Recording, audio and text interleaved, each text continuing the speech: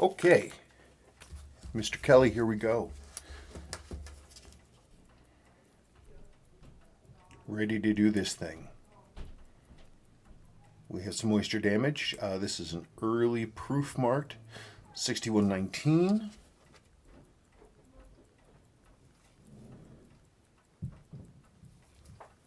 It's August 1969. This is a nice rare variant. I like them a lot. We do have my new formula for whitening loom, and we're going to try that. I mean, we're not going to try it. I'm going to use it. It works. So rather than relooming, we're going to be able to repair your loom, and that's a good thing. And we're gonna set it all straight. Okay, so here we are. A little bit of corrosion inside.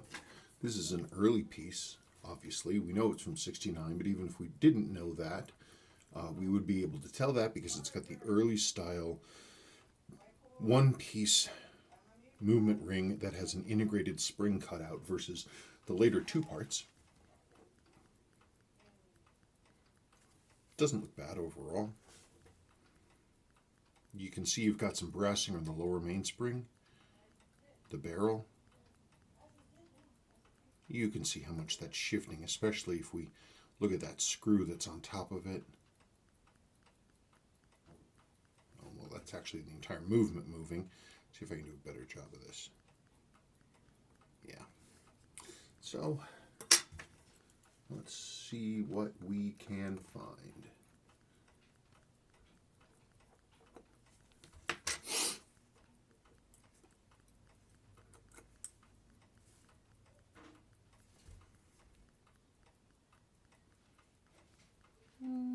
Tiny little bit of water in there, not much.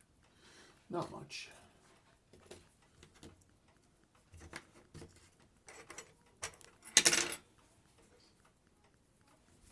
Hang on just 1 second for me. Just trying to adjust this a little bit here. Don't mind me. Do this without causing an accident. Sorry for all the noise. As usual, the kids are home because the coronavirus stay-at-home order. Come on. So it's a little more active around here than it normally would be.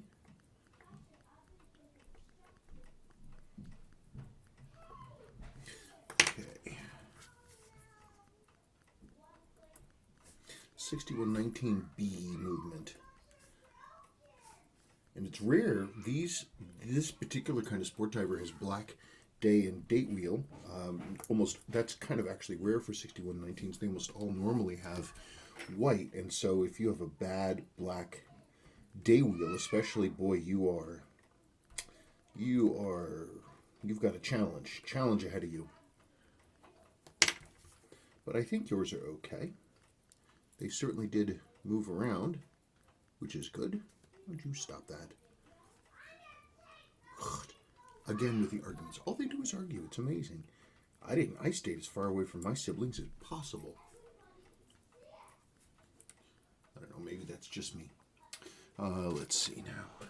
Where did I put it? Oh, good Lord. Hang on, please. Okay, so I have this flipped over because I really wanted to look at this dial. The loom is... That's pretty seriously damaged. You start getting this gray puffy stuff. I don't know if that's going to be too far gone. Because when it starts to get like this, the integrity of the loom itself starts breaking down. When it starts getting like this, it's like it's coming apart inside. I will look at it. I'll clean the dial as best I can, and let's look at it and see what it looks like. I don't know that my formula is going to work on this. We might want to discuss relooming, but I'll figure that out. But that's going to be a challenge. We'll see. Okay, just looking a little more closely at the dial.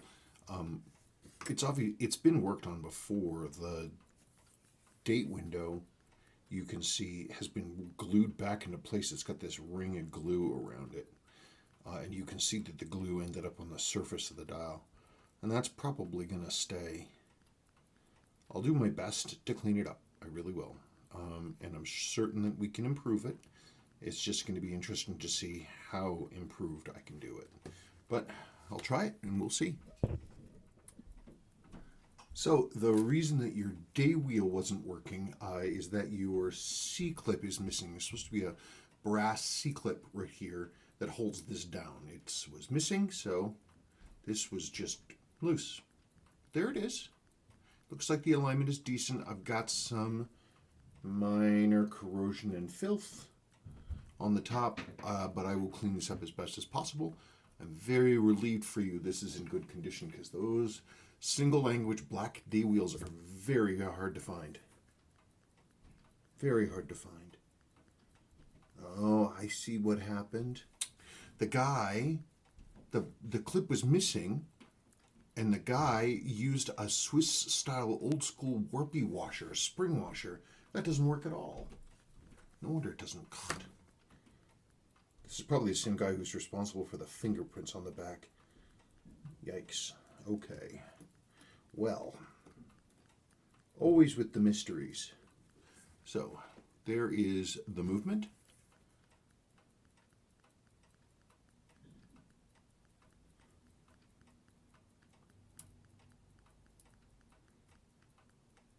Pretty gluey. But, geez, what do we expect? Yeah, now you can see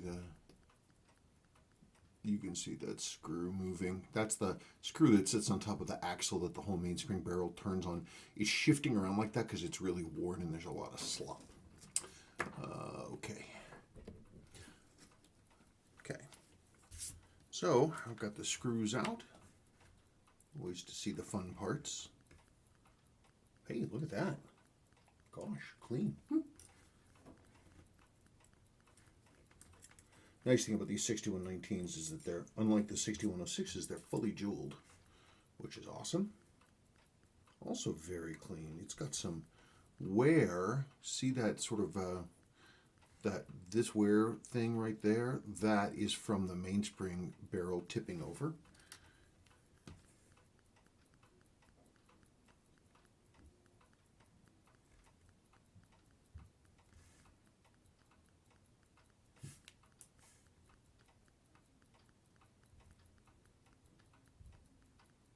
Okay. Here's your all-important escape wheel. Looks pretty shiny. Let's get the center wheel cock out of here.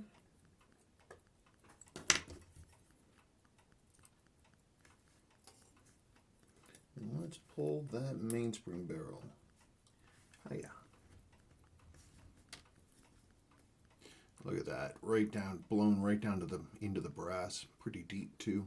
That's why we have to jewel them, because they get all kinds of slop. And there's the barrel.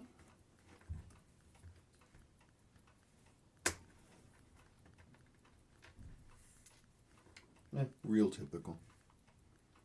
Not filthy. That's the old dried S2 lubricant in there. That's not bad. I've seen worse. Yeah, the lower mainspring armor port, that's where the issue is. Okay. Okay, out of the cleaner. So you can see here, everything's nice and shiny. There is your new lower mainspring arbor jewel. It's the rest of your stuff. Everything's all clean and shiny. We've got a little bit of wear here on the edge of this bounce cock, but you know, that does happen. A little bit here too. I'll see if I can tighten that bridge up. Sometimes I have luck doing that. Okay, let's get going. Okay, got the train together. Everything's all clean. Just checking the free running.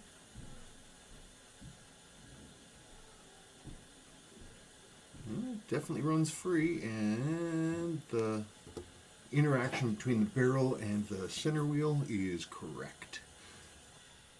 Okay, I am right at the end of my day, and I'm going to do the thing that I do, which I'm going to drop that balance, and I'm going to let this thing run in overnight, which I think is just the right way to do it. Give it time to think. consider its position in life.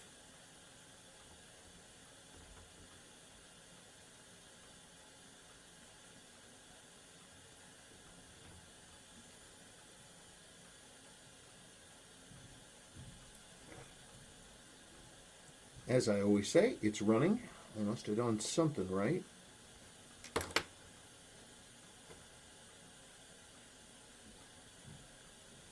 Firing up. Balance is running true.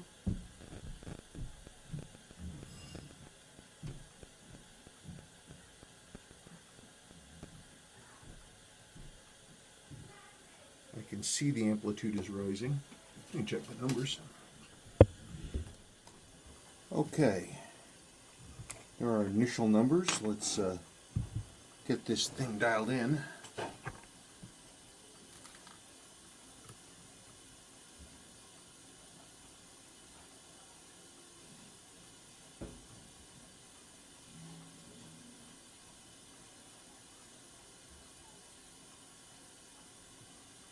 Oh, wrong way.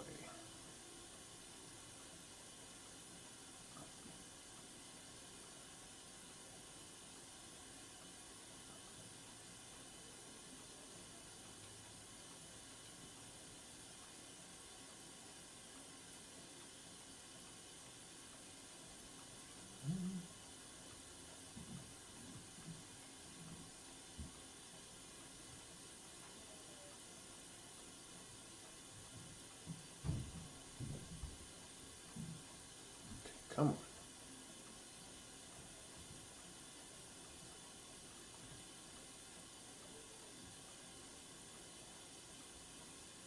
Just a little bit more of that beat error out. I haven't touched the accuracy at all. Come on. Come on. Give me what you got.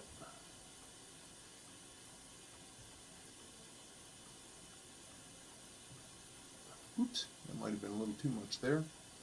Let's try that again. Come on. Come on.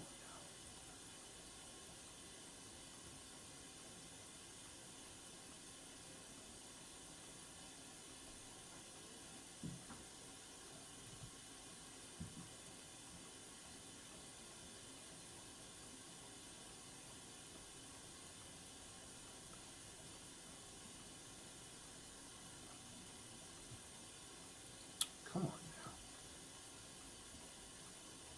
It's just dancing over that line. Come on. Let me do something first. Let me try something.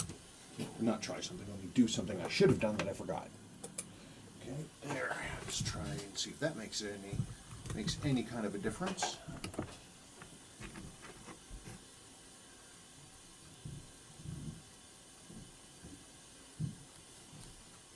Oh, a little. Demagnetized it. Forgot to demagnetize it.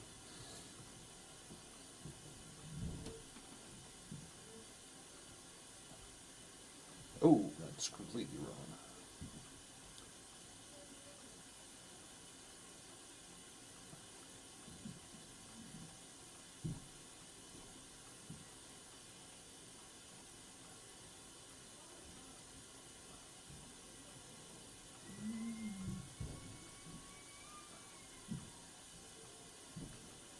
Just keep going back and forth over this point.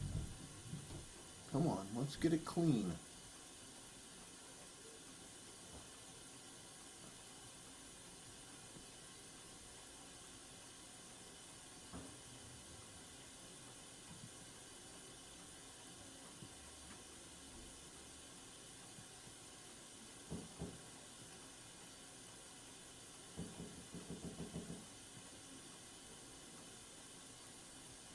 I'm getting closer, but that pallet fork is giving me noise.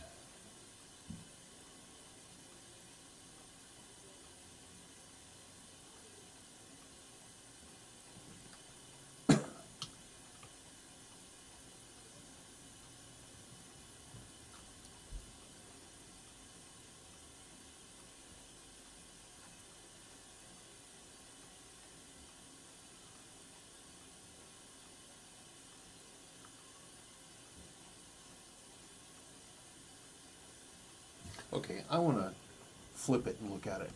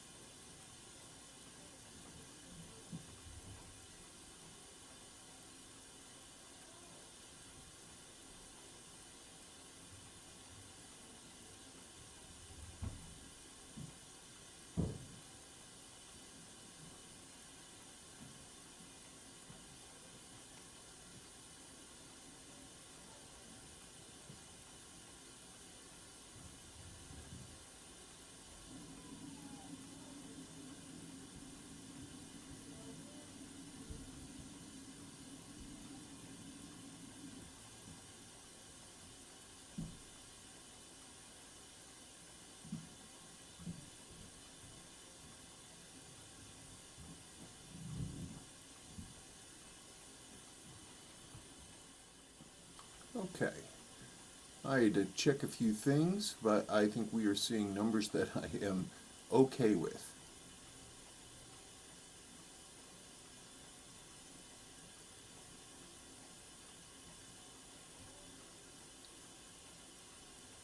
Yeah. Yeah, baby. Ooh, gosh. Now, granted, I don't have the calendar on yet, so this is running free. It's not dragging anything, but that's still more than acceptable. But I'm going to let this thing run in overnight and be done with it. Okay, let's see you tomorrow. And there we go. It is aligned correctly. So that should not move anymore. So I'm going to go ahead and keep working. Speaking of working, I am in process of finishing up your dial. We can see that it definitely, the lume whitening solution absolutely worked. As the previous water damage made the lume kind of puffy, and it has this kind of, dusty look to it. But I'm going to firm that down with a clear binder, and it's not going to go anywhere. And the great thing is, that's your original lume. Same with your hands. I saved your hands too. Completely original. So that's a big win. A big win. Okay. So here we go. The corrosion on the winding weight cleaned up nicely. So that's good. Movement obviously is super shiny.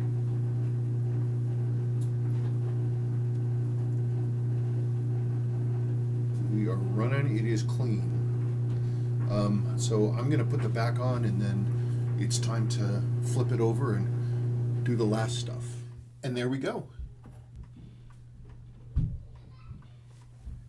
So I think the greatest triumph is that all of your lume is original.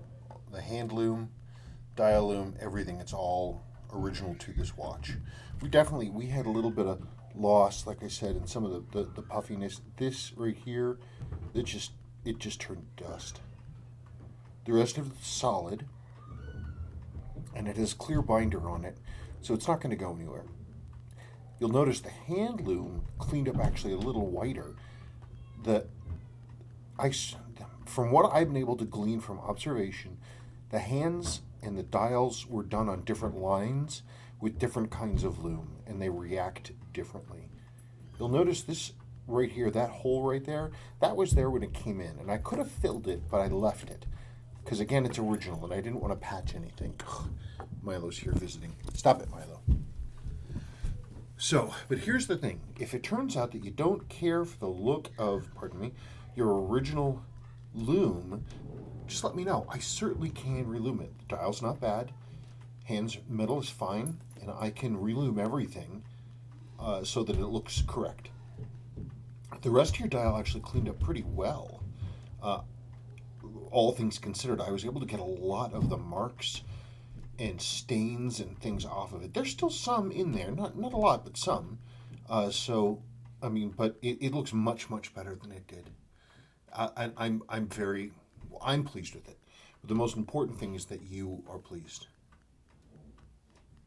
It's nice to see one of these in with all this history.